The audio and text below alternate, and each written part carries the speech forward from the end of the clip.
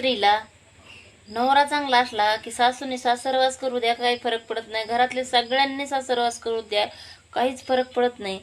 पण तेवढ्या गोष्टीमध्ये जर नवराच चांगला नसेल आणि बाकीचे सासू सासरे सगळे व्यवस्थित वागत असतील तर ह्या गोष्टीचा तिच्यावर काहीच फरक पडत नाही.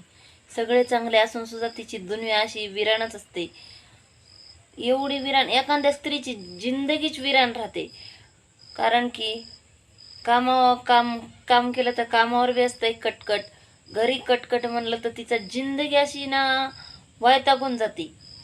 तेच आता मैत्रिणीचा फोन आला मला आणि आम्ही कामावर थोडं कचकीच झाली, ऐकत होती. पोरीने ऐकली, पोरीने थोडी किचकिच ऐकली. तिला वाटलं की आपल्या मम्मीला कामावर बी किचकिच झाली, घरी बी किचकिच झाली.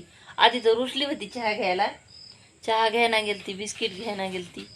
नंतर तिने जेव्हा ते फोन ऐकलाय तेव्हा तिला वाटलंय की आपल्यापेक्षा जास्त मम्मी आपली सहन करून आली. मग नंतर मनाने उठली, चहा घेतला, बिस्किट घेतलं, खायला सुरुवात केली. नाही तर ती बी रुसून बसली होती. पोरानेही भांडणं केले ते. खरंच ना, असं एक स्त्रीचं जीवन ना एवढं बेकार असतंय ना, सगळा परिश्रमच असतो. एखाद्या स्त्रीच्या जीवनातच सुख नसतंय, कुठंच सुख नसतं.